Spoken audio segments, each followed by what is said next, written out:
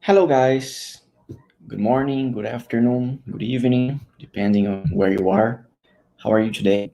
I hope you're fine. Today, we're going to talk about a specific block regarding creativity. I'm going to talk about the flow block that I have already talked a little bit about in the recorded lesson number 3, which is available for you in our virtual environment. Okay, and for that, I would like to use a book as a reference, the book Flow, The Psychology of Optimal Experience.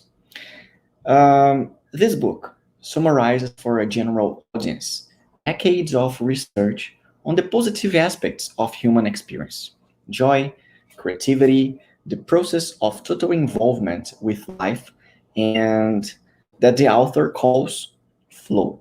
So the author says that a joyful life is an individual creation that cannot be copied from a recipe. So, in the introduction of the book, uh, the author says that 2,300 years ago, Aristotle concluded that more than anything else, men and women seek happiness. The gods of the Greeks were like helpless children compared to humankind today and the powers that we have now. But we do not understand what happiness is any better than Aristotle did. And as for learning how to attain that blessed condition, one could argue that we have made no progress at all. People often end up feeling that their lives have been wasted, that instead of being filled with happiness, uh, their their years were spent in anxiety and boredom sometimes. What the author discovered is that happiness is not something that happens. It is not the result of good fortune or random chance. It is not something that money can buy or power command. It does not depend on outside events, but rather on how we interpret them. However, happiness is, in fact, a condition that must be prepared for, cultivated, and defended privately by each person. Yet we have experienced times when, instead of being buffeted by enormous forces, we do feel in control of our actions, masters of our own fate. On the rare occasions that it happens, we feel a sense of exhilaration, a deep sense of enjoyment that is long cherished and that sometimes becomes a landmark in memory for what life should be like. This is what we mean by optimal experience. Contrary to what we usually believe, moments like these, the best moments in our lives, are not the passive, receptive, relaxing times. Although such experiences can also be enjoyable, mainly if we have worked hard to attain them. The best moments usually happen when a person's body or mind is stretched to its limits in a voluntary effort to accomplish something difficult and worthwhile. The optimal experience is, thus, something that we make happen. Such experiences are not necessarily pleasant at the time they occur. In the long run, optimal experiences add up to a sense of mastery.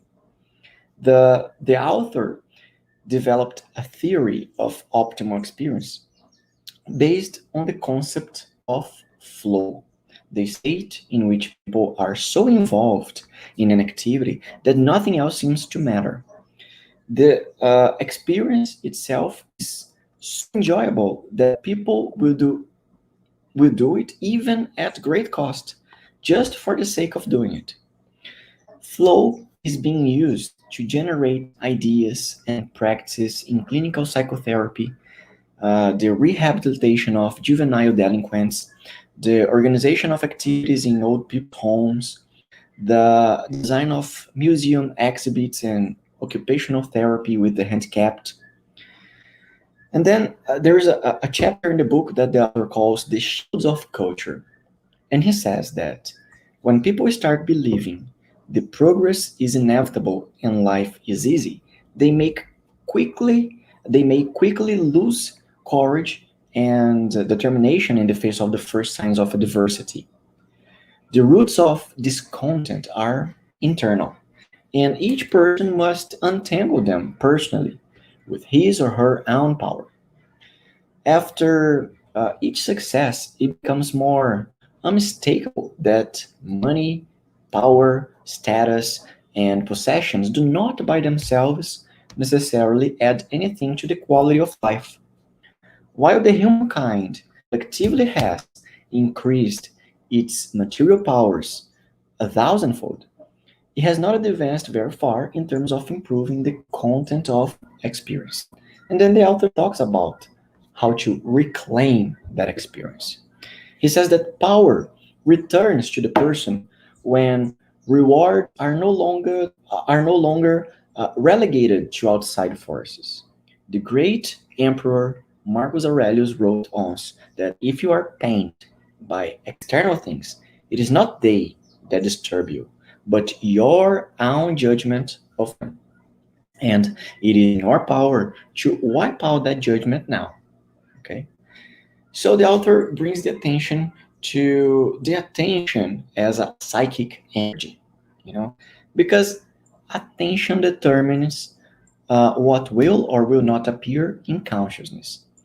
And because it is also required to make any other mental events such as remembering, thinking, feeling, and making decisions happen there. It is useful to think of it as a psychic energy. Attention is like energy, and without it, no work can be done. And in doing work, it is dissipated. We create ourselves by how we invest this energy. Memories, thoughts, and feelings are all shaped by how we use it.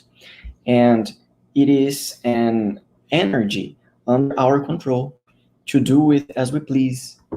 Hence, attention is our most important tool in the task of improving the quality of experience, the attention.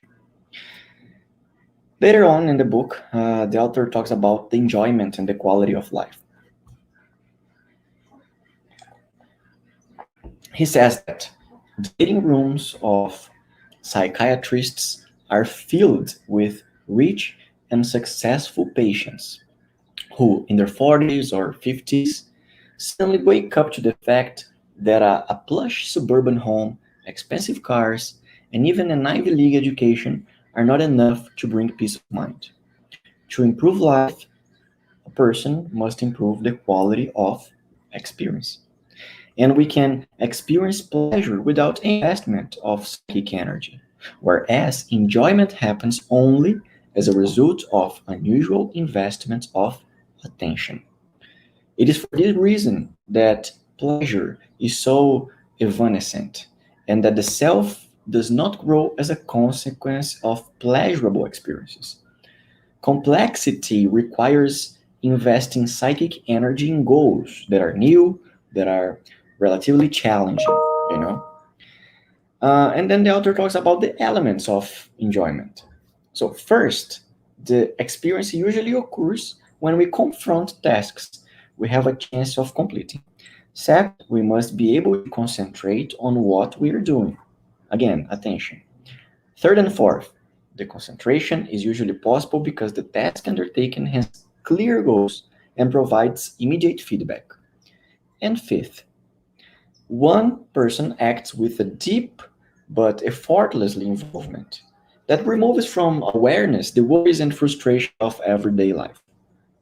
Sixth, enjoyable experiences allow people to exercise a sense of control over their actions. Seventh, concern for the self disappears. Yet, paradoxically, the sense of self emerges stronger after the flow experience is over. And finally, the sense of the duration of time is altered.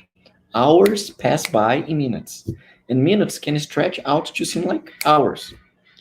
The combination of all these elements cause a sense of deep enjoyment that is so rewarding, and people feel that expanding ideal of energy is worthwhile simply to be able to feel it. Who has never felt like an hour passed like a minute? So, I want you to tell me, what was the last time it happened for you? What were you doing then? Maybe you should be doing a lot more of that. Remember, one of the most frequent mentioned dimensions of the flow experiences is that while it lasts, the person is able to forget all the unpleasant aspects of life.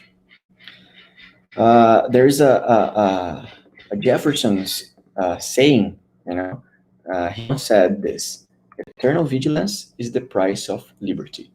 So I believe that we must constantly reevaluate what we do. Last habits and past wisdom blind us to new possibilities. Remember that. So guys, that's the message for today's live chat.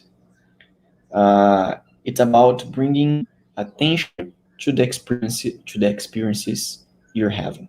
Okay, and you will see in the next classes how this attention for the experiences, how the flow affects our creativity. Okay, so that's all for today. Thank you again for watching this class, and I'll see you on the next lesson. Bye bye.